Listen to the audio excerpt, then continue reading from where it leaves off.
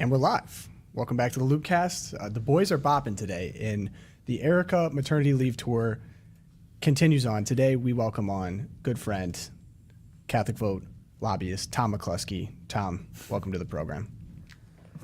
I'm humbled to be on, and I hope I can be a good substitute for Erika. And To give Logan, that too. and Logan. I'm here, I guess, to give that feminine perspective. So, Tom, I thought that's what Tom was for. I thought that Pogo did that, right? Hey, relax.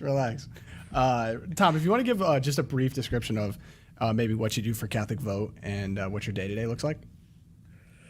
Well, what I do for Catholic Vote is because Catholic Vote has such influence among the grassroots and all the people, I try to bring that influence to Capitol Hill so that they know that the Catholics that devoted Catholics who are supporting Catholic Vote, both with prayers and otherwise, they have a voice on Capitol Hill, and hopefully bring a Catholic perspective, much needed Catholic perspective, to what's going on here in Washington, D.C.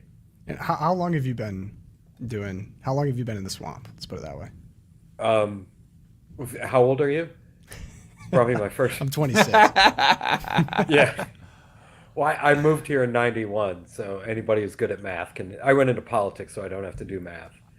So I moved here in '91 to work and have been here ever since. May I ask what inspired you to dive into the swamp, and why have you stayed? Well, I grew up in New York State, and if you're familiar with New York State, I took my political science and history degrees and became a bartender. Because there are no other jobs in New York State. So a good friend of mine. If you're a lefty, there's plenty of jobs. Yeah. Right. Unfortunately, I am not. So I came down to. I figured, you know what, Washington D.C. needs more people with political science degrees. So came down here, and it gets a lot of bad rap, except I met my wife down here. I've met good people. I first met Josh down here. So there's good people in this town, and that's the way we need to keep it. Yeah, and I keep trying to tease this out, but you've done a lot of work for the pro-life movement, which I find really fascinating myself. When did you first get involved, and what was your inspiration to kind of take that route in D.C.? You could have done a lot of different things. Well, professionally, like I worked in the political world on some campaigns. I worked for an oil company based out of Texas in their DC office. Then I worked for a group called National Taxpayers Union, a fiscally conservative group. And I decided, after working for big oil and taking money away from the poor, I wanted to work on non-controversial issues. So I worked at a place called Family Research Council. Where for about 11 years I ran their government affairs department and their C4, went over to the March for Life to create their C4, and then I just sat back and I said, when I wanted to hang up my own shingle, I was just like, what is an organization that could benefit from a DC presence but doesn't currently have one? And there was only one name on the list. That was, unfortunately, they turned me down. So then I I'm kidding. It was for the top rope. Come on, McCluskey, kill me. Well, in fairness, you knew Josh worked at Catholic Vote, so that had to give you some pause. Yeah. Everybody important in my life I've met through my wife, and that is how I met Josh. So there you go. I believe that's how I met Brian as well. So she married well. I don't know about her, but she's you. Yeah, I married well. Don't call me she. Just I can't even filling in for Erika. Your jokes are so good. I can't even respond with good jokes. I'm off my game here. So this is going to be quite the episode, gentlemen. So if you want to dive into some of the topics here, so Pope Francis, we continue to have to talk about Pope Francis. I genuinely prefer that we don't, but I feel like this morning someone came across the desk that you guys wanted to talk about. So Pope Francis... Yeah, speaking about getting our jabs in. Jeez. Yeah, he wanted to get a jab in here. He went back 4 years ago and had some statements against what he described as anti-vaxxers. So we have Quote, deciding whether or not to get vaccinated is always an ethical choice, but I know that many people signed up to movements opposed to the administration of the medication. This distressed me because, in my view, being against the antidote is almost suicidal. It is almost a suicidal act of denial. And then he also took a thinly veiled shot at Cardinal Burke, who came close to passing away.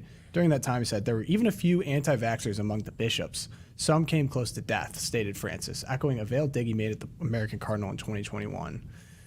I think this is kind of coming out because of memoirs that he's been writing as of recent. I know he's also working on an autobiography. Any thoughts why this is coming out now? Well, and partly, I mean, and we talked about this, about him writing an autobiography. It's kind of unusual, I think, for a pope to do that. But you look at the history of it, Pope John Paul, it was all about being evangelical to the youth. For Pope Benedict, it was about the scripture. And I mean, he is one of the most prolific and best Catholic authors I think we've had in a century. And for Pope Francis, it's all about himself. So what else is he going to write about? He would be an expert on that category, yeah. Except here, I hope his autobiography has fact checkers, because here he gets it wrong. And just as on the left, calling it an antidote, it's no antidote. Maybe if you get the shot, you get a less severe case of COVID.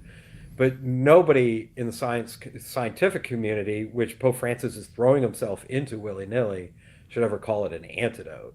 Yeah, it doesn't inoculate against it. It's not like, for polio, where if you get the vaccination, you won't get the disease. That's not what this is at all. Again, but isn't this all kind of besides the point? Because we all understand that everything we're basically sold about COVID from the government was a lie. I mean, they started off by saying that's going to stop the spread. If you get the shot, you won't get it and you won't spread it. Then it became, well, if you get it, you won't spread it, but you could get it. And then it became, oh, well, you will get it and you will spread it. And then they're like, all right, we're going to get it 10 times. All besides the point. Why does Pope Francis continue to feel the need to even bring this up? This happened 4 years ago. It's okay to kind of revisit things from time to time. I mean, if he's nearing the end of his papacy and he's wanting to write his memoirs and talk about his life, certainly he's going to want to talk about what happened during COVID. The entire church across the world shut down. It was a cataclysmic, humongous event. You should kind of reflect on that. Now, what's interesting is that we reported on this over at Catholic Vote. The New York Times have published an article saying closing of schools hurt kids and did not significantly stop COVID. Now, you have to remember at the time, the teachers' unions were saying it's misogynistic, to try to reopen the schools. And they were going apoplectic. Like, how could you endanger kids' safety and all this stuff? So the New York Times is actually being kind of honest here, which is refreshing. And they're saying, this was a mistake that we did 4 years ago. Well, what can we learn from this? It didn't actually help in the way we thought it was to stop the spread, to close all the schools. And closing the schools hurt our kids. So the New York Times is looking back at this moment and saying, we could learn something from this. Now, Pope Francis is looking back at the COVID, what happened during COVID, and he's getting one more dig at Cardinal Burke. It just seems very petty. I don't understand this Pope. It's like, he talks so much, in his papacy about mercy, and he's just like, it's just these kind of little petty things where he's throwing rocks at people. I just don't. You know what? Pope Francis reminds me of summer school. No class. Pulling the Fat Albert joke. That's Lent is a time of reflection, and what gets me, and when you reflect, you look back about mistakes you've made and hopefully own up to them, and that's why we have we have confession within the Catholic Church. So it surprises me that the New York Times is acting more Catholic than Pope Francis is in this instance, where the New York Times, something they supported, low bar, New York Times, something they supported, closing down the schools and shutting down everything, and they're now saying, okay, that was wrong. Except Pope Francis can't even admit when he's making a mistake. Yeah. Well, and it dovetails off of what the other thing he mentioned in the memoirs, where Pope Francis talks about civil unions. And, he referred to it here. I mean, it just kind of pops out. It's just sort of amazing. He was describing, he still said that same-sex marriage, is not possible according to Catholic teachings, but he did say that civil unions were. He said, it is right that these people who live the gift of love can have legal coverage like everyone else. And he goes, Jesus often went out to meet people who lived on the margins, and that is what the church should do today. There's so many things about this that are kind of crazy. Of course, he's directly contradicting the previous pope who said civil unions as well. Benedict was very clear about that the Catholic Church teaching on men and women in marriage cannot be scrapped for this concept of civil unions. But what I find so interesting, you talk about the margins. I mean, gays and lesbians were on the margins, 30 or 40 years ago. But today, faithful Christians are the ones who are on the margins. It's not the LGBT crowd. They get celebrated in Hollywood, in corporate, in the media, in academia, everywhere. Like, where are they marginalized? It's just kind of a joke. And he talks about going to the margins. That, like, we had someone who wrote in a comment on the article. I thought it was a pretty stellar comment.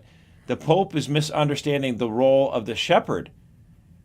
While searching for the lost sheep, he's trying to bring the flock to where the sheep wandered off rather than trying to bring the lost sheep back into the fold. So I do feel like he's just causing so much confusion.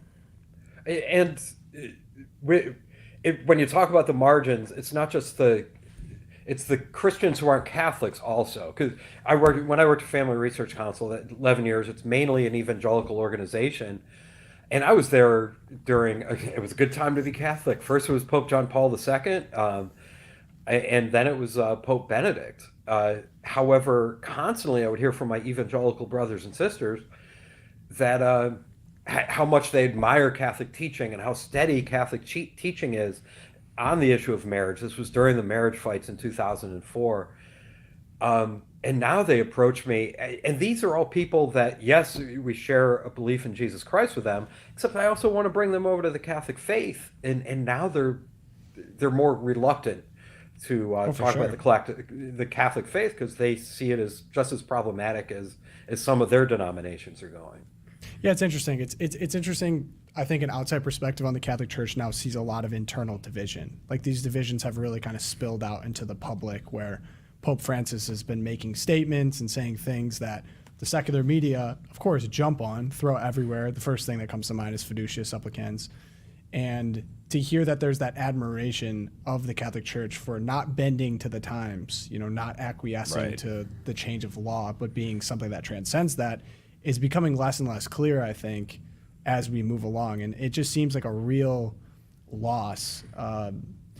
Almost like the city on the hill, like, oh, well, the Catholic Church isn't going to change, like maybe this denomination will, this denomination will.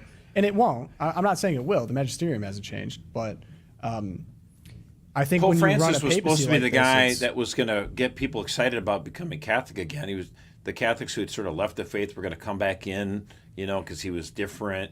He was emphasizing, poverty and being very humble and all that kind of stuff, which I thought was mostly a PR thing. But he was, it showed well and played well in the media.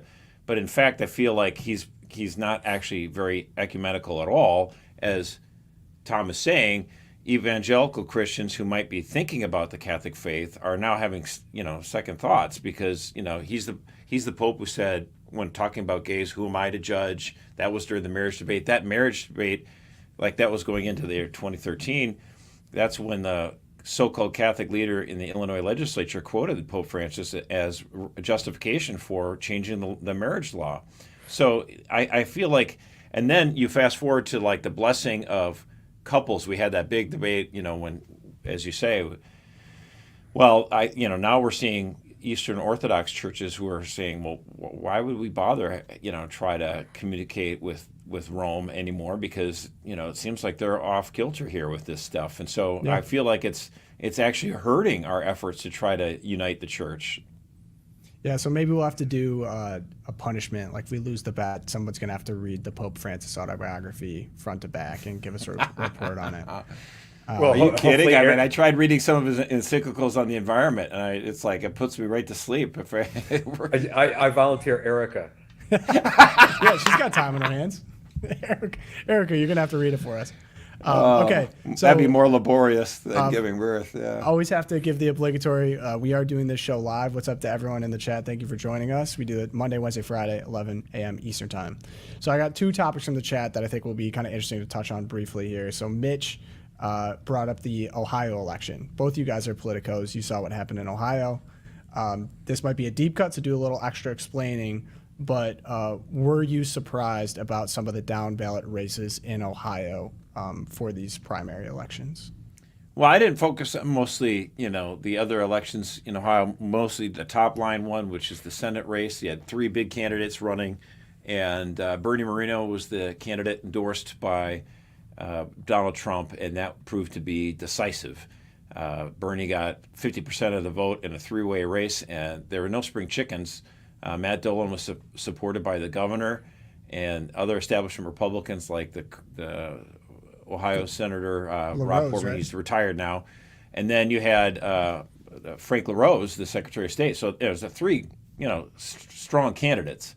And Bernie, just wins in a walk. I mean, he won every county in the whole state, even in, suburban and Cincinnati area where I thought he would have done better. So very surprising that it was that big. I pretty much expected Bernie to win because he had the endorsement of Trump and also the other Senator J.D. Vance. But the reason why Republicans are watching this race very closely is when you look at the United States Senate races, there are opportunities for Republicans to win.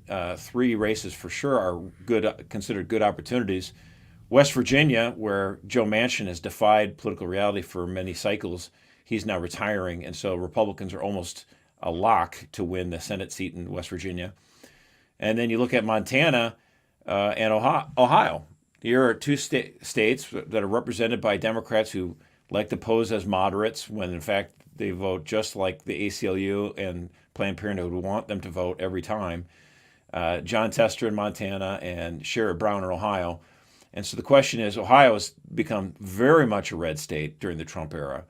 Trump wins it like by 8 points. So if I can Sherrod Brown is definitely, If I can interject real quick, wasn't the surprise of Moreno dominating so much was because he kind of has a weird past? Like there was a couple scandals involving him, his son, things like that. Yeah, I mean, and also his son is doing some weird stuff. He has a gay son who's doing strip teases that are kind of taking religious themes or whatever, and it's just very profane and gross. And we called attention to that. Moreno is definitely himself. Bernie Moreno's very, talked in the past about being a cafeteria let's keep that Catholic. stuff at the Dodger games where they belong. Oh my gosh. Listen to you. But yeah, basically foul ball, right? Yeah. Basically the question was, is the Trump endorsement going to be enough to override maybe lacking some personal conservative bona fides? Right. Well, I mean, again, I think at the end of the day, the presidential race does loom large, but Sherrod Brown is very lefty on the social issues, but he plays to a populist sentiment when it comes to economics. So Bernie Moreno's going to have to, put him on the spot. It'll be close, but I do think he's got a chance to win this race just because the politics of Ohio are moving to the right, and it's definitely a reddish state now. So. He can do it, but I mean, a little bit of a flawed candidate. We'll see. And where I come in on this then is because we have Brian and Logan and Tommy who really dive into the election stuff.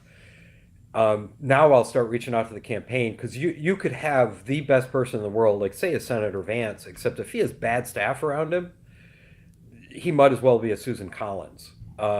Luckily, except one thing I did after he got elected was reach out to him. He's got some really good staff around him. You're saying Bernie does? Well, J.D. Vance. Bernie, Vance, right, yes. I need to reach out, find out who's around him, who he might want to hire. Because that can really make a world of difference. Marsha Blackburn, when she was in the House of Representatives, she had this one staffer who just would always hit it out of the park. He just made her kind of the pro-life woman in the House. And it was very obvious after he left, and I guess this is a dig at Marshall Blackburn, but after he left, I mean, she's not as good a senator as she could be. They kind of drift. Right. Well, yeah, I've heard some interesting thoughts on the Catholic support for Trump as well, like because people like to get into the purity litmus test of like, okay, go into his past or go into Biden's past or whatever. And I heard someone talk more about how you should really think to evaluate them based on the people they put around them, the team that they're going to implement. And the team that Trump is looking to implement in 2024, I mean, if you want to put that up shot for shot with who Biden's put in position of powers, is like, it's completely night and day. It's a different vision for the country. Yeah, and I just met with the folks at Project 2025 that Heritage is leading up yesterday, and we talked about staffing. And that's what they're looking at, because staffing is key. Trump had good staffing in the bowels of HHS. He had good staffing in the White House mostly, and that's why we saw a lot of good stuff come out of that. He had bad staffing at the State Department, and even though you had somebody like Mike Pompeo there, bad stuff came out of the State Department. So yeah. We're going to be Catholic Vote will be very heavily involved in. What is there? Isn't there a saying, you guys know well, personnel is policy? Personnel's policy. Okay, me and Josh are on the same page here. I'm learning a thing or two along the ride. So we're going to keep moving on here. Tom, so you've done a lot of work in the pro-life movement, and this Guttemacher study came out about abortion. And I think the one thing that really jumped off the page was just how much abortion by the statistics has moved into chemical abortion. I think now a majority, I think it's in the 60%, actually are performed using like Plan B type drugs, abortifacients. Was the Guttemacher study, was that the most interesting thing about the study to you, or is there anything else that maybe deeper dive we should be looking at when it comes to this? Well, I do, and thank goodness for Michael New, researcher. I think he's affiliated with Charlotte Lozer Institute, and he's also at Catholic University. Former college professor of mine. He taught me economics. I think he's a current. Nice. He's a former professor of yours. He was at Ave Maria before he was at Catholic University. Yeah, that's right. He would always bring people up to DC and I classes up, and I would talk to them. But Tom, is that your dog? That is my dog.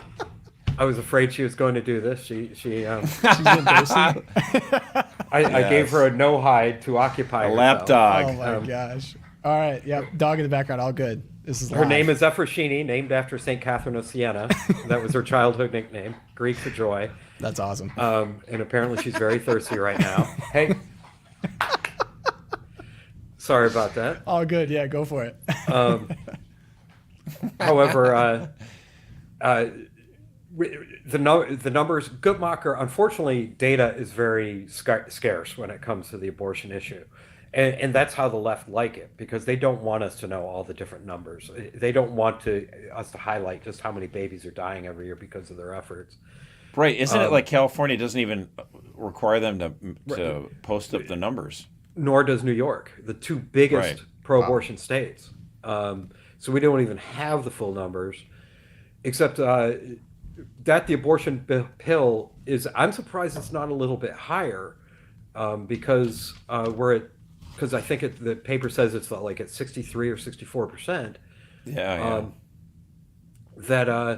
Because that's why they're mailing it now. They want to have it over the counter.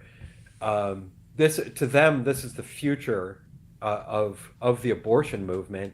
Is that abortion is as easy as taking a pill? And we all know it's not. We all know the devastating after effects of taking the abortion pill, let alone what it does to the child. It kills it in 99% of the circumstances.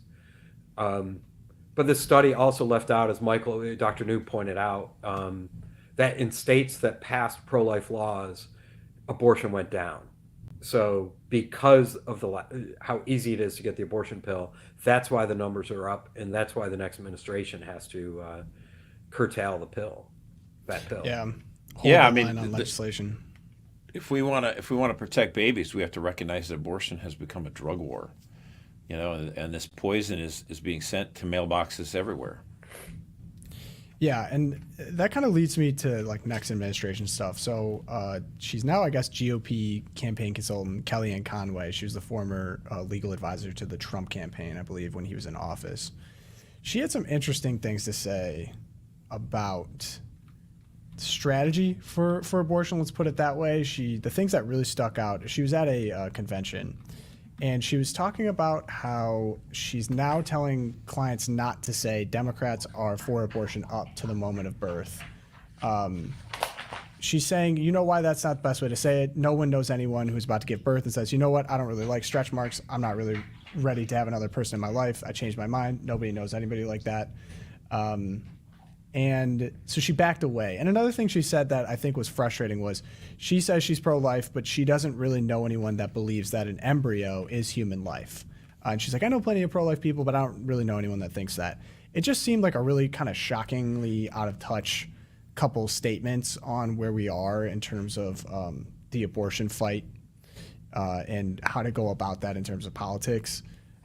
Tom, did this surprise you coming from Kellyanne Conway? Because I know she's actually taken stronger pro-life stances in the past when she spoke at the pro-life march. Was it surprising that she kind of flipped like this? And I know Kellyanne. Obviously, I've not talked to her in a while because then she does know somebody who does believe that an embryo is human life. And she was, I am the one who actually asked her to speak at the March for Life. Because years, Republican leadership ignored her because she concentrated on the life issues. I do not know, and I worked closely with her when she was in the Trump administration. Back then, her shtick was like, hey guys, Republicans, candidates, if you talk about abortion more, you actually have a chance of improving your electoral prospects. You can start to win races a little bit better. It'll actually help you. That's what she said. That was her message 10, 15 years ago. Right. And I think now that she sold her company and she's starting her own company now, because her stuff, and this is me speculating right now, so any lawsuit should be directed to me, Josh Mercer. Except when it comes to TikTok, she's getting money from Club for Growth, which one of their big donors, and I love Club for Growth, but one of their big donors is involved with TikTok. And when it came to owns like a quarter of the company, right, or whatever, right? And when it came to the contraception, it's very suspicious to me that at the same time that she was talking about long-term contraception, and so was Independent Women's Forum, who was paying her at the time, you also heard a whole bunch of Democratic governors and Democratic members talk about it too. So and there's a lot, the company that has long-term contraception that is trying to get it approved is a very wealthy company. So I get the feeling that I think the IVF stuff I think is more personal, but does she not in trying to explain that nobody believes that babies are aborted up until birth? Find me a Democrat who will tell me differently. Find me a Democrat who will tell me, oh, you're right. 16 weeks. You can't. 12 weeks, 6 weeks. Just find me one that'll say something like that. Most of them will not give you 52 weeks. So it is just. What's especially frustrating, and maybe I wonder if you guys remember this. Back in the Trump-Hillary debates in 2016, he told Hillary Clinton, like, you want to rip a baby out of the womb, like, up until birth. And that was like a huge seismic shift of any Republican. No Republican said anything like that ever. To the point where that became like a winning point, I think, a winning, at least moral high ground point for Trump to be like, well, at least I'm not going to kill a baby right before it's going to be born. And the Democrats went crazy. That's not what. Come on, what are you talking about? Abortions the 7th, 8th, and 9th month are so rare; they almost never happen. And then we're like, okay, well then let's ban them. It shouldn't be that much of a big deal then if they're that few. And they never ever supported any of those bans on abortions in the 7th, 8th, or 9th month. So it seems like they're lying. You know, I was not a supporter of Donald Trump until that debate. And I mean, I don't normally applaud or whatever when I'm watching these things, but I did because this is what we've been telling candidates to say for years. Right. And right now he is running that. If I'm in front of a candidate, I run that clip or remind him of that clip. Every candidate should be saying what he said in 2016, and to tell them differently is malpractice. Totally. And Marco Rubio had a good response to all this. Basically, he was saying that, like, do not give up the moral high ground on this issue. Like, why are we trying to go back to this middle of the road thing that never worked for Republicans? If anything, Josh, you brought up those statistics last time of, like, owning the abortion issue from the conservative pro-life perspective is a winning strategy.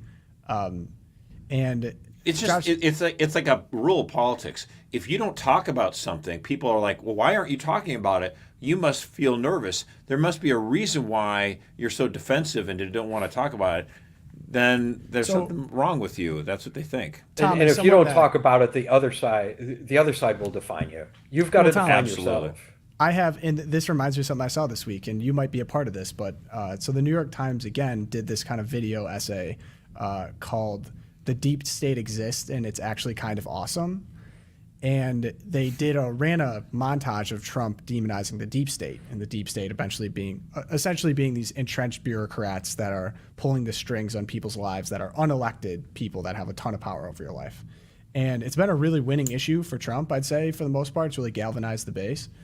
And I have to say, I thought it was pretty smart of the New York Times to go make a slickly produced video. He's like, oh, well, here's the deep state. And it was this guy who, like, works on protecting the Earth from asteroids, and he was a total nerd and he loves Star Trek. It's like this kind of bumbling whatever. And then there's another person, oh, well, she works on lead pipes to get clean water for Americans. And so they just chose, bureaucrats that, of course, are working in the positive. They chose 3 of them and never talked, of course, about the CIA or anything like that. But I was like, it's kind of smart for them to maybe take that issue, at least try to reclaim it, and then put it to frame it how they want to frame it to independents. Because I think, for me personally, I just hear the deep state, and of course, like I actually do genuinely believe there's entrenched bureaucrats. I mean, Tom, you could probably tell us, so many different ways in which this happens. But I'd say for independents, they may tune out when they hear that phrase because it hasn't been well defined to someone that is just kind of middle of the road, maybe not super into politics. This shouldn't shock anybody who's listening to the Loopcast, I hope. Government is bloated. And when Donald Trump comes in, and bureaucrats are more entrenched than teachers, or it is impossible to fire them, to the point, like, there have been people who have not showed up for like a year or two to their job, and they're still getting paid. There are usually government accounting office does studies on computer usage, and they're sitting there at their computers watching porn all day. Not every bureaucrat, but is just so much waste, and so many. Not all the bureaucrats are wearing capes. A lot of them are wearing handlebar mustaches, and going after Donald Trump. During the Obama administration, that wasn't political appointees. That was deep state bureaucrats at the FBI going after him, at the State Department, at HHS. You just need to. I joke that the next administration should just put me in charge of, like, the State Department, because I'll go in there, I'll fire everybody, which would under current law be illegal. I'll go to jail for that, but then the next guy can come in at least with a clean slate and hire who he wants to hire back. And after Donald Trump pardons himself, he could pardon you. Yeah. If I could put you on the spot then, because as someone who's very familiar with, I guess, the quote-unquote deep state, what definition would you give of the deep state that you may be able to give to a well-meaning relative that is kind of like, I heard this weird word and, like, people talk about it, but I don't really understand it? An unelected bureaucrat who misinterprets the power given to them by Congress and the president for their own political views. They think they're doing the right thing, I think, a lot of them, except a lot of people attracted to the government are liberal. So they're pushing their liberal views, and if you have an administration like a Trump administration come in that has more conservative views, they will do whatever they can to make sure that by throwing paperwork to undermine it, by throwing different paperwork, and, oh no, you need to file this in triplicate, It's like Office Space. You need to file out your Exactly. What do you do? TSR reports. If I could, and it's okay if you don't have a quick answer to this, but do you have a practical example? Like, as the New York Times did, they went and found like someone who works on lead pipes. Who would be a member of the deep state that actually would be, detrimental, that fits the description that you just gave, just off the top of your head? Their names are escaping me right now, but he was involved with a whole bunch of text messages going after Trump at the FBI. Yeah, he was going to say we're going to get rid of him. We're going to stop him from getting elected. Right. That was. And this is just like an FBI employee that obviously wasn't elected. This is just someone that is now Right. trying to vote for Trump. If to make a long story longer, when I was at the Peter Strzok or whatever his name is. Yes. Oh yes. yeah. Oh yeah. Lisa Page. Many of us know Roger Severino is currently at Heritage. He headed up the Civil Rights Division at HHS under Donald Trump, and he was doing such good work that a bureaucrat at HHS submitted and changed the Federal Register that changed his job description so that he'd have to report to a lawyer in the lawyer's office at HHS in the regulatory office. And it was a bureaucratic lawyer who was placed there by Obama, who used to work for People for the Separation of Church and State. So very, very liberal. And to change it, his allies on the outside had to go all the way up to the top. And it was finally, it was one of the most surreal conversations I was ever witness to. The chief of staff for Donald Trump calls up over at HHS and says, okay, you have two options. Either you change the Federal Register and Roger's job is back to what it was, or I want your resignation on my desk by the morning. And they changed the Federal Register. Wow. We don't have enough people like that, though, who fight back against the deep state.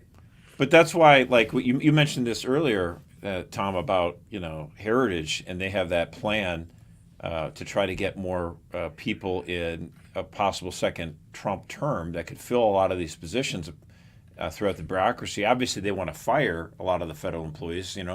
Kevin Roberts over at Heritage, he said he'd like to see at least 50,000 of them fired. Trim a lot of that bloat that you talked about. By the way, this is the headline in the National so-called Catholic Reporter. They give him the old title there: "Cowboy Catholic leads Heritage Foundation plans for a second Trump term." And it's actually, the article is not actually that super slanted. That's kind of like the surprise here. He just actually describes exactly what the Trump, what the Heritage Foundation is doing with their Project 2025, which obviously any candidate could look at and adopt it as their own platform. They're not picking favorites, but it's pretty obvious that if Trump gets elected, he would implement a lot of these things. And I just understand that the left-wing Catholic readers of the NCR are probably just going apoplectic. I mean, I looked at some of the comments, and they're absolutely petrified that, wait a minute, these conservatives are not just conservative, but they're like trying to make plans to actually do something when they get elected. And so this is like a ringing endorsement of Kevin Roberts. Yeah, Josh, nothing is better than when your enemy gives you a sick nickname. Like Cowboy Catholic is awesome. Apparently, it was some guy, someone else who picked it up, and then the reporter decided to run with it. Like, so, I'm jealous that I'm not the Cowboy Catholic. Like, I want to be a Cowboy Catholic. That is like the sickest. Oh, what? You're from the Detroit suburbs? Yeah, go for it. Cowboy Catholic. Yeah, Tom McCluskey, work on a cool nickname for me during the rest of that show. That'd be great. Okay, so we move on now from the federal. Oh, Tom, were you about to give one off the top?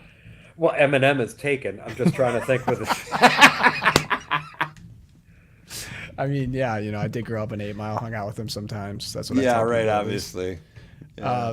Okay, so we have now a little SCOTUS talk before we get into Twilight Zone here. So there's two major SCOTUS things going on. One is the First Amendment case. Josh alluded to this a little bit earlier. I believe the Attorney General of Missouri is a part of it, and then one other state, maybe Kansas. Basically talking about the interference of the U.S. government with social media companies and their ability to moderate speech. Yeah, so what happened with this, Eric Schmidt was the Attorney General of Missouri, brought forward this case with a lot of other Attorney General across the country, because what was going on was the federal government was, the federal government doesn't have the authority to, delete people's comments because of the First Amendment. And so what they basically did is they pressured social media companies, and many times you didn't have to pressure them that hard. This is Twitter before Elon Musk, and Twitter and Facebook were more than happy to abide by the deep state when the FBI calls. They're like, what do you want us to delete? What do you want us to censor? It's absolutely mind-boggling when you think about like how far we've gone from what Thomas Jefferson and other founding fathers would have thought about free speech, where you have a government leaning on social media companies to delete posts about the COVID-19. Pro-life stuff too, by the way, but the Hunter Biden laptop, it's absolutely egregious. And in the reporting on this, this now Eric Schmidt's not the Attorney General; he's now a senator from Missouri. He's a great guy, and this court case is going forward. And Supreme Court Justice Ketanji Brown Jackson was so worried that the First Amendment would hamper the federal government's abilities to regulate speech. It's like, that's the whole point of the First Amendment. I don't know if you understand it, but I guess we shouldn't be too surprised, because she, of course, is the justice who couldn't answer the question, what is a woman? Yeah. So I guess she doesn't know what a woman is. I guess we can't be too surprised she doesn't know what the First Amendment is. Yeah. It's hard to even... So this has been going on, and there's another article, too, that Newsbusters came up with, and it's 41 times Google has interfered in U.S. elections since 2008. And it's really hard for me to think that you could play ignorant on social media's ability to interfere with an election. Usually it's used from the left coming to the right of like, oh, Russian bots or whatever. But someone made the point of like people like KBJ, the way that they approach cases like this are like they don't come from like the legal tradition of the United States and its amendments and trying to like protect those or interpret those or whatever. Like Ketanji Brown Jackson is essentially a Marxist. Like she's looking at ways that she can bring her ideology to be like, how do we hamstring normal Americans' ability to speak so that the government can do a better job in like protecting people from misinformation or dangerous whatever. And it's like, it's a radically different understanding than the founding fathers had of freedom of speech. As in like, I think we need to flesh out what you're saying even more, Tom, because I think you're on a good point, Pogo. Like basically what you're getting at is like, you would think a jurist or a judge would look at the facts of the case, look at the law, and try to find out what is the right answer. Whereas Supreme Court Justice KBJ and also Sotomayor, what they look at is they already have the end result, what they want. They think to themselves, we want the government to be able to censor speech and to be able to lean on social media companies. And we're going to try to find law and cases that will support what we want. They have results-oriented justice. They don't care, about what the law would say or prohibit. They're going to try to get around the Constitution, try to get around the law. They are results-oriented. They have their preset mind. They know what they want to get at as an answer, and they don't want to let the Constitution get in their way. Yeah. I do think conservatives in D.C., though, it's one of those dividing type issues when it comes to technology, because most of them, let's face it, U.S. senators' average age is about 93, so they don't understand it to begin with. But they also take a somewhat libertarian view of, private companies can do what they want. And I think even some of the questioning from the conservative jurists yesterday kind of reflected that as well, that is there proof of coercion that the White House did this? Except, as you pointed out, they were more than the social media companies are liberal to begin with. I hate saying the answer to anything is there needs to be more legislation. But in this case, there does seem to be some sort of oversight over companies that have such sway over our everyday lives. Well, I think, again, it gets to the question of when they passed the Communications Decency Act back in '96 and put it into law, the whole impetus behind that was companies like, at the time, AOL, that provided these forums where anyone could get on there and post their opinions or their thoughts or ideas. And sometimes they might like put, let's say, a photo of a celebrity and it's a copyrighted photo, AOL's like, I don't want to get in trouble for a copyright violation if users are just posting their own stuff. And so they said, we need to change the law so that we can say that we're a platform. Okay? We're allowing users to come up with their own content and post their own stuff, and we're not going to be held liable for it. Users are, and they might have to delete the post or whatever, but we don't want all these companies coming after us for copyright violations. We're a platform. We're different than a publisher. We're not the New York Times. We're not CNN, where we're presenting our news, our information, what we decide that we want to publish. You know, we're not a publisher. We're a platform. But the problem is social media companies like Twitter and Facebook and Instagram come along, and now they want to have it both ways. They want to say that they're a platform where anyone can have their own page, share their own content, but then they basically say, well, wait a minute, now actually, we don't like what you're saying about COVID-19 on your own page that you're sharing with your friends. We're going to force you to delete that. Or in our case, we put videos about pro-life on our YouTube page, and YouTube would put up little things that say, well, actually, here's some links on abortion, and it's pro-abortion links. And so it's like, wait a minute, now you're not acting as a platform where users can come and share their opinions. You're actually acting like a publisher. And so that whole point is you guys came to the Congress asking for the privilege of being a platform so that you're, hey, we're just letting people come on here and share their thoughts, share their ideas, and now you're trying to have it both ways. So I feel like the law is already actually on our side. We just need to enforce it. Yeah, it's an interesting point. I know that kind of reminds me of the Elon Musk Don Lemon interview. I don't know if you guys caught that. It was truly a case of like painful. Someone whose IQ is like 3 standard deviations probably to the right of someone else's. I mean, Don Lemon just could not comprehend what Elon Musk was trying to say. Must be really frustrating shooting rockets off and then having to go talk to him. I could see why he canceled the show. I'm being cute about all this. Basically, Don Lemon got an agreement with Elon Musk to do a show on X.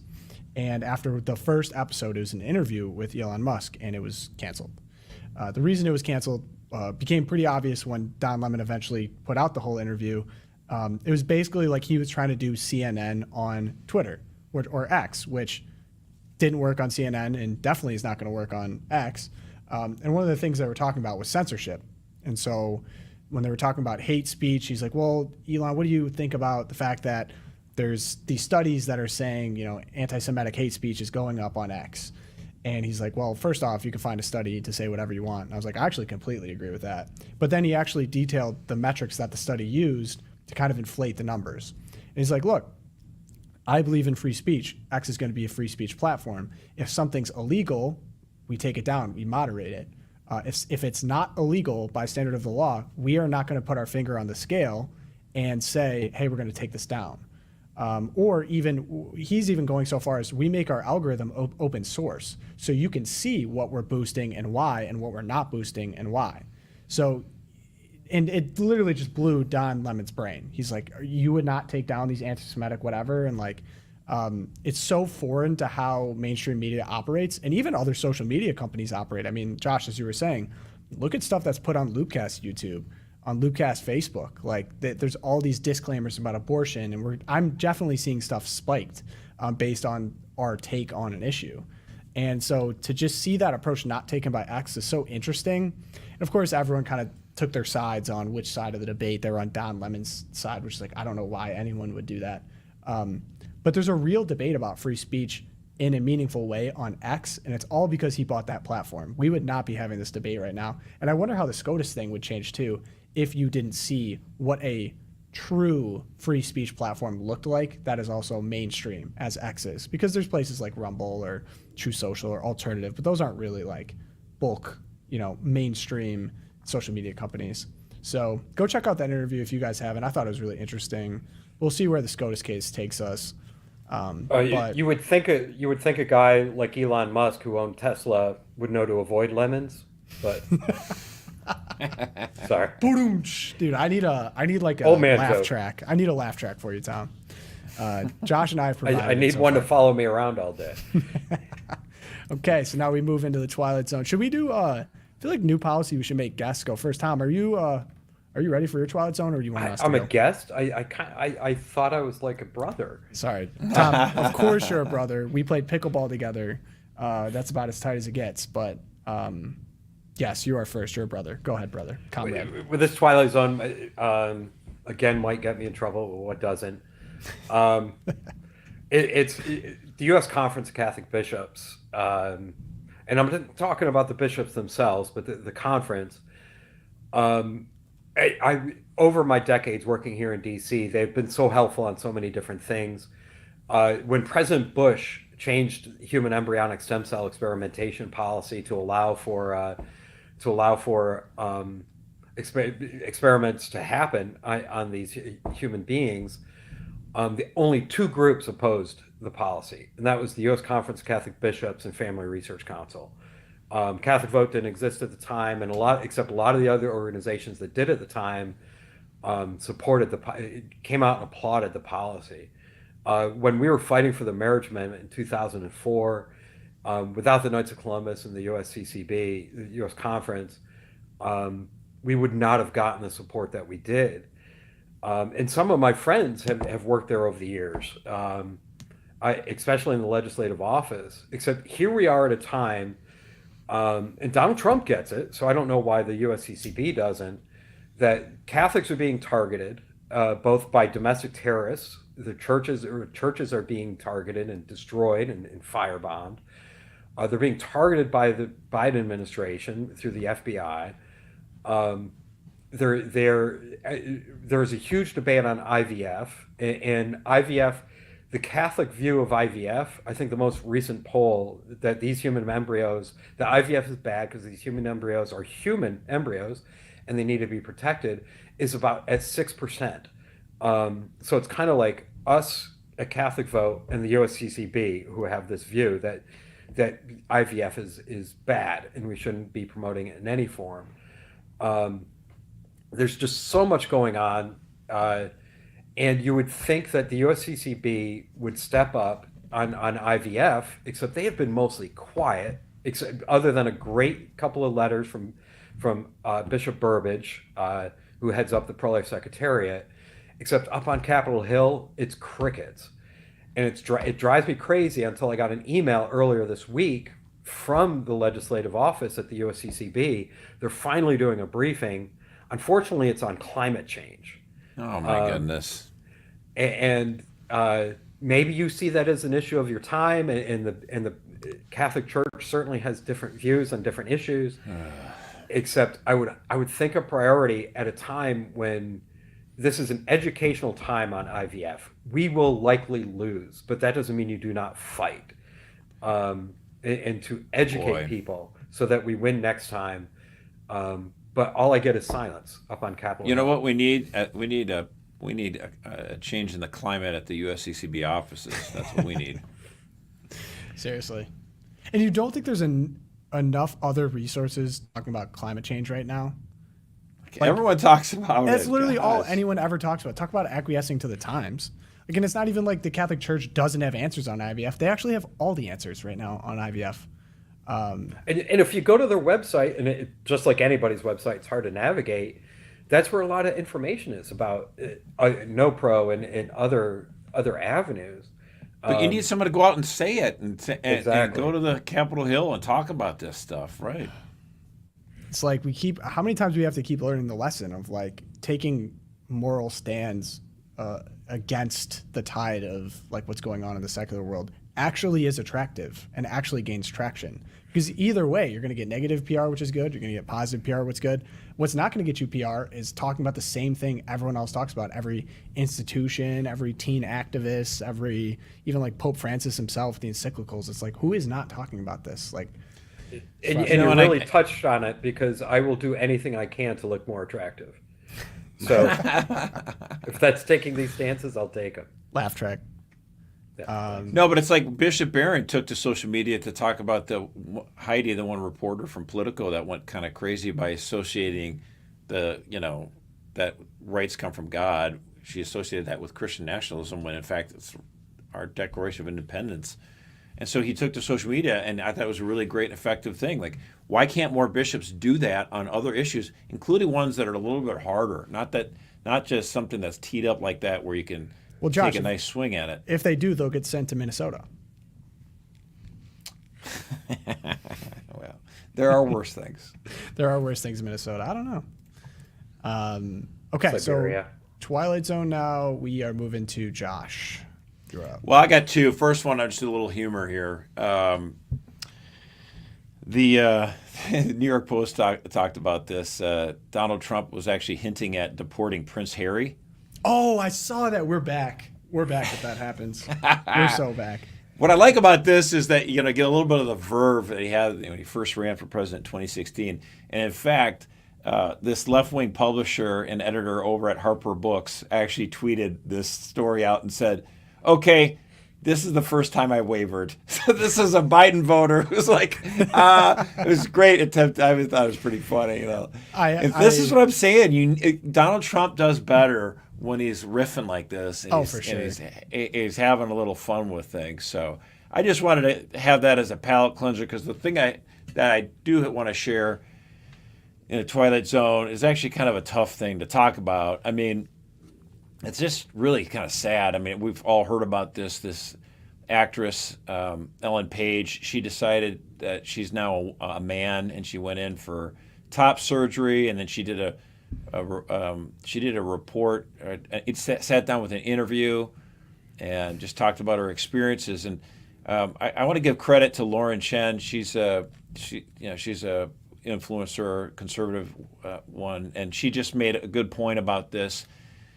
It's not really popular to say this, but she goes, look, listen, Ellen Page was sexually abused by perverts in Hollywood. Like, the wolves in Hollywood abused her as a minor. And so then is it any shock that she's going to have a lot of trauma from this? And her thought, as an adult now is, maybe what I need is, to transition and become a man.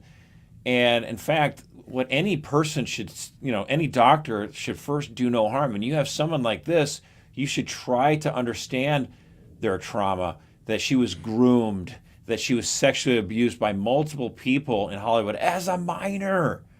And I feel like so many of the people that are, looking at transition as a way to try to solve their problems, the problem is actually,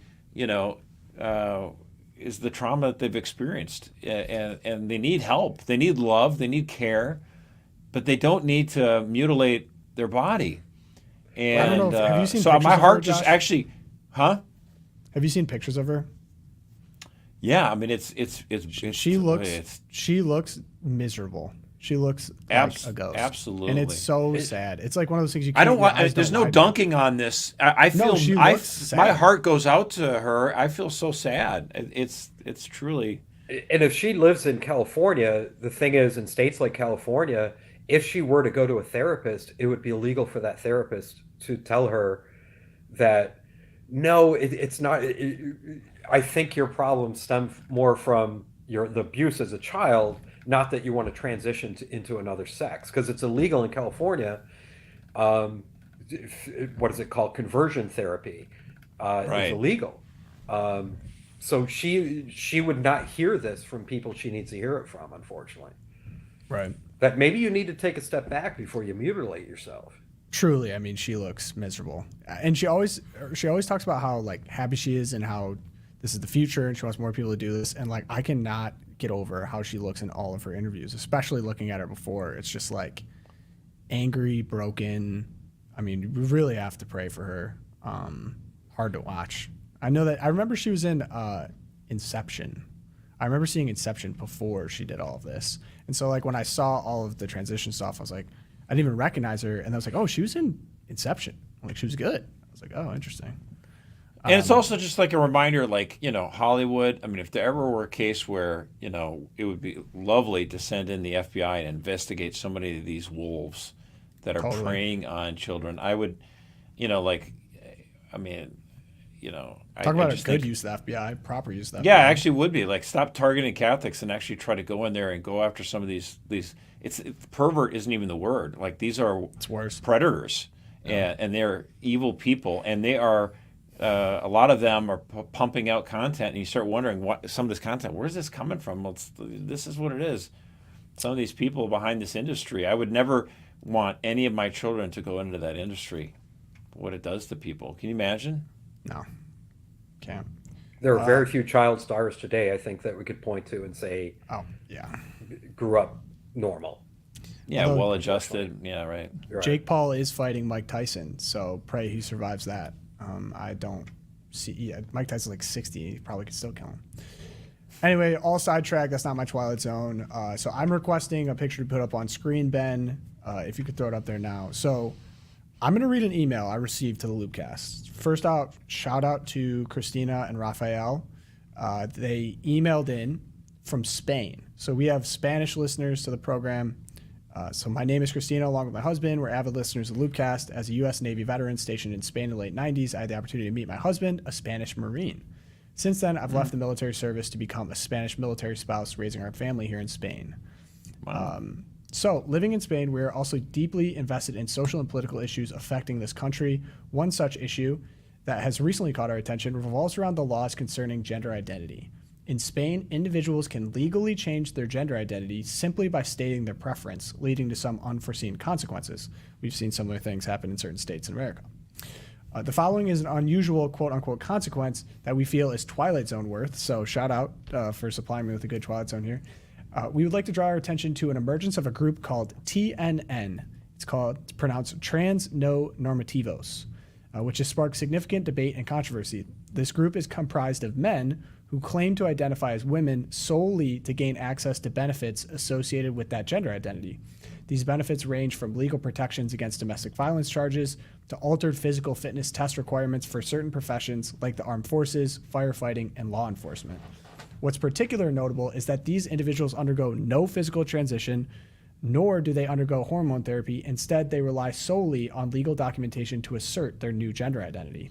So she sent me a few articles, and I was trying my best. Like, this is so interesting, and I would love someone who is actually Spanish. Like, and thank you for emailing this in. But if you're aware of like Latin American, if you're familiar with Spain, the culture, et cetera, I'd be curious to know more, because I'm trying to figure out if this is a gigantic troll. And right now, where I'm at, I think it is a gigantic troll. So they use that that Rosie the Riveter-esque TNN can do it poster as their kind of flag, their rallying flag. And these are mostly people in like the military or public service. I don't think this is really broken into a lot of English speaking places, because the articles I've been reading are just Google translated from Spanish. But they interviewed this guy, Daniel Gallardo, the vice president of the TNN. And he was talking about how he's a lesbian because he feels like a woman in rights, is what he said. He said, the TNN is an organization born to give voice to men that, despite being heterosexual, they do not change their way of life, their body, or identity. They say they feel, quote, woman in rights. I am a woman, but above all, I'd like to call myself a woman in rights. Today, women's rights are very consolidated, and I believe that we should all aspire to having these opportunities and these rights. Clearly, when I was a heterosexual man, I did not have them. He talked about being able to go into a bathroom with his girlfriend.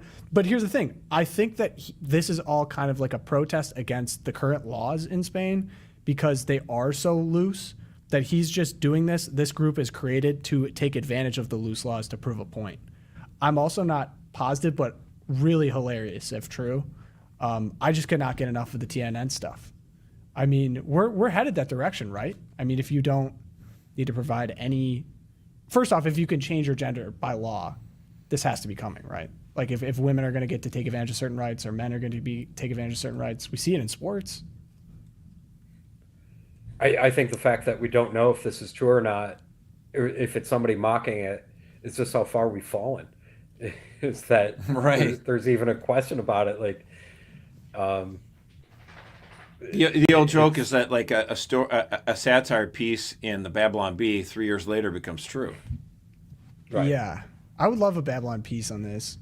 I'm pretty sure they actually they sued an LGBTQ group for discriminating against them, and I think they're actually gaining traction on the lawsuit. So I'm pretty sure this is a troll. I'm not positive.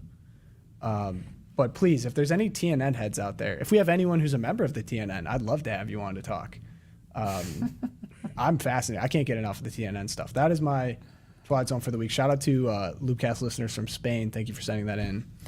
Tom, I think you did a great job. You had big boots to fill. You had to fill Erika and then Logan. I'm going to say I'll give you 5 stars. Oh, well, thank you. Out of I mean, 10, it's not a very 10, flattered. but it's still. Yeah, right. Josh was great as always. So the tour rages on. Tom, do you even have a desire for people to follow your work? Like, is there anywhere if people wanted to see what you're looking at or what you're putting out? Well, I don't know if you ever heard, there's this thing that comes out daily called The Loop, and I'm quoted in that quite often. Okay. Also, there's something that Brian puts out every Monday, well, almost every Monday. I doubt there will be one next week for Holy Week, but The Insider. And if you're a monthly contributor to Catholic Vote, then you can get some inside information, somewhat from Brian, from our perspective, a lot of Brian's perspective of the stories that you're reading of the day, and also some inside stuff. And otherwise, on Twitter, I'm at T McCluskey, or on X. Sorry, X. I'm showing my age. You dead named X there. But yeah, Tom, thank you for coming on. Great name too, really solid name. This one was a good one. Yeah, I like McCluskey as well. That's a good name. Yeah. Well, my middle name is Eric, so that would have been confusing as well if Erika came back. So that would be. Yeah, maybe if you come on with Erika next time, you could be Eric. But yeah, I would say there's only one Josh Mercer, but then of course I have a son named Josh Mercer. There's like a million Josh Mercers though. That's okay. You're one of a kind to me, Josh. Oh, only 2 that matter. Exactly.